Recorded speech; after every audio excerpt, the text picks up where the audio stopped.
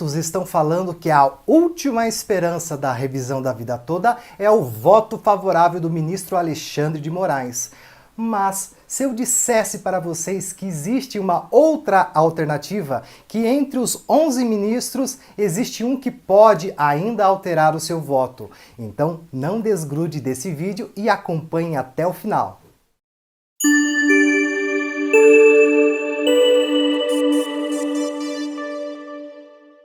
Olá, aqui é o Rogério e vocês estão no canal Falando de Direito. O nosso compromisso é apresentar um conteúdo honesto e de qualidade para você, porque o nosso objetivo é descomplicar o enrolado e desenrolar o complicado.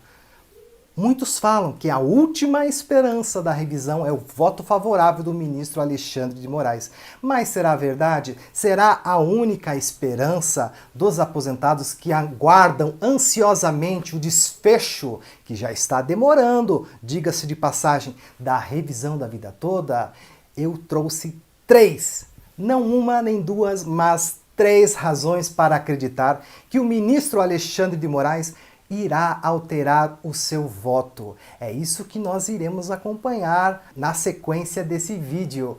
E falando em mudar, o que tem que mudar mesmo é essa sua resistência em não inscrever-se no canal. Você que está acompanhando agora, deixe de lado essa resistência e clique para inscrever-se. Mas uma coisa que não pode mudar de jeito nenhum é essa vontade louca de apertar o botão de gostei. Então, clica no gostei com vontade, sem medo de ser feliz, e vamos dizer para o YouTube que esse vídeo é relevante e encaminhe para outras pessoas, porque pode fazer a diferença na vida delas. Não esqueça, ative o seu sininho, senão você não vai saber das notificações dos novos vídeos que estamos lançando aqui no canal e você vai receber em primeira mão. Então, sem enrolação, vamos para a primeira razão. A primeira razão que nós acreditamos que o ministro Roberto Barroso vai alterar o seu voto assim que for pautado o julgamento é o fato dele ter a origem como advogado. Isso mesmo, se vocês não sabiam, o ministro Roberto Barroso, antes de ingressar no STF, ele foi advogado. E como advogado, ele tem uma maior sensibilidade das demandas dos autores e dos réus. Ele consegue se sensibilizar daquele que está demandando em juízo, isso porque ele exercia a função de defender, seja o autor, seja o réu.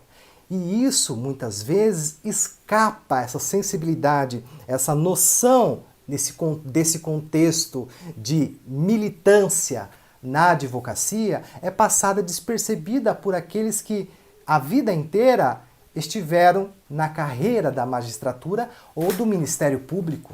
Ele foi advogado. E não só advogado, como também autor de vários livros de direito constitucional. E aqui eu trouxe uma colinha para citar alguns livros dos quais ele foi autor, tais como Constitucionalismo Democrático, outro, Curso de Direito Constitucional e Controle de Constitucionalidade, entre outras obras, tratavam de direito constitucional. Ou seja, o ministro Roberto Barroso, ele é constitucionalista, semelhante ao caso do ministro Alexandre de Moraes, que também é constitucionalista. Então, se nós acreditamos e depositamos as nossas esperanças no voto favorável do ministro Alexandre, pelo fato dele ser constitucionalista e respeitar a Constituição, respeitar os limites da Constituição, aplica-se de maneira análoga ao ministro Roberto Barroso,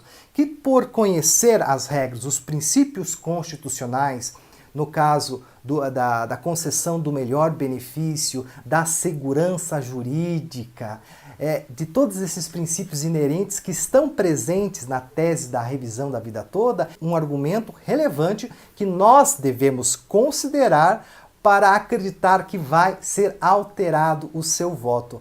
Faz sentido para vocês? Vocês concordam com essa argumentação? Se não concordam, ou se concordam, Deixem os seus comentários. Eu gostaria de saber a opinião de vocês.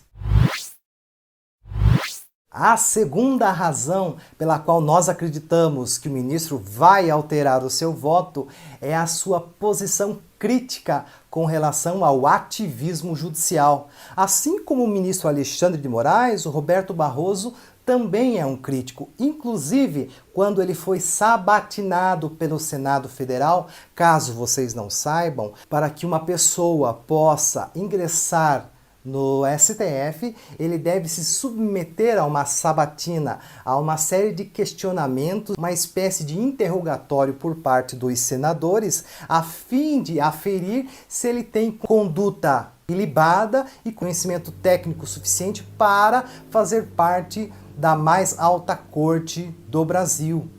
E nessa ocasião, ele se manifestou nos seguintes termos referente ao ativismo judicial, dizendo o seguinte, abre aspas: quando o legislativo atua, o judiciário deve recuar, a menos que haja uma afronta à Constituição.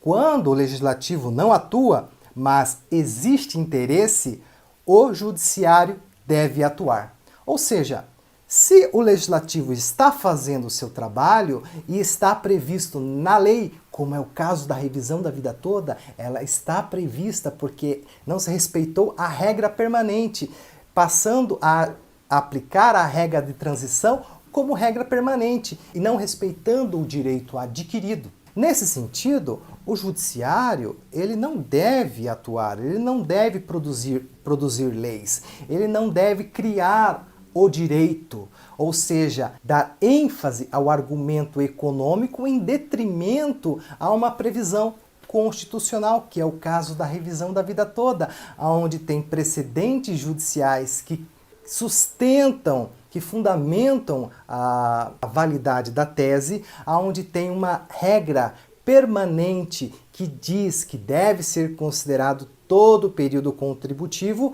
e também o fato da regra de transição ser maléfica para esses que se inserem detentores do direito da revisão da vida toda. E a terceira última razão pela qual nós acreditamos na alteração do voto é o fato do ministro ter votado favoravelmente no processo de desaposentação, na revisão da desaposentação. Caso vocês não saibam do que trata essa revisão, ela dizia que se a pessoa estivesse aposentada e continuasse trabalhando, ela, num dado momento, poderia requerer a desaposentação. O que significa? Que a sua data de entrada do requerimento seria transferida para uma data posterior.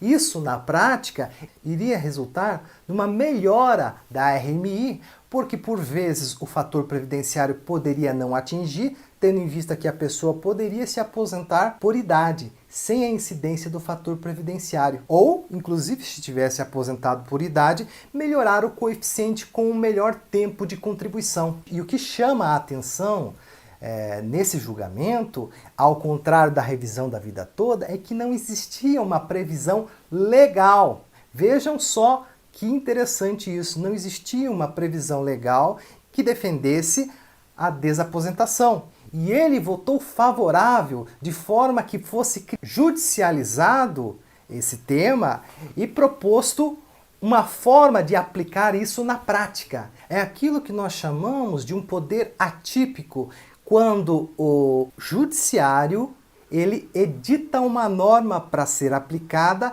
quando o poder legislativo é omisso.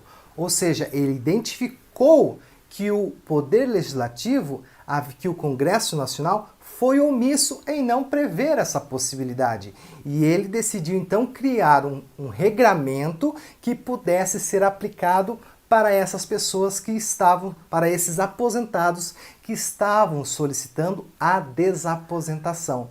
Veja que esse cenário exigiu até mais. exigiu um malabarismo jurídico maior do que é esperado na revisão da vida toda, porque na revisão da vida toda é tudo muito claro, é tudo muito transparente, é muito certo. Na desaposentação, ainda, embora a tese fosse de direito e tivesse um respaldo jurídico, ela, comparada com a revisão da vida toda, era mais fraca.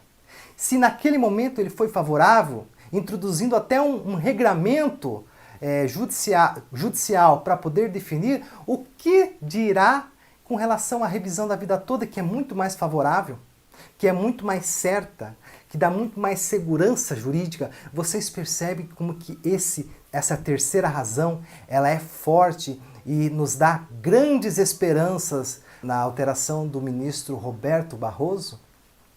E uma coisa que nós devemos pensar com relação à revisão da vida toda e falar e comentar na internet dizendo: ministro Alexandre de Moraes, por que você não divulga logo o seu voto e termina com essa angústia que assola muitos aposentados? Ministro Alexandre de Moraes, por que fazer hoje o que você pode fazer amanhã? Pera, tá errado isso. Tá errado. Eu troquei a frase. Ô editor, se colocou isso no roteiro, como é que eu vou ler isso aqui agora para as pessoas? Eu li, tá gravado, vai ser transmitido, vai ao ar. Como é que você faz uma coisa dessa, editor? Eu tô te pagando para quê? Hã? Senhor, você não me pagou ainda não, moço? Não tô te pagando? Não. Não paguei ainda? Pagou não. Então tá bom, pode deixar assim, tá?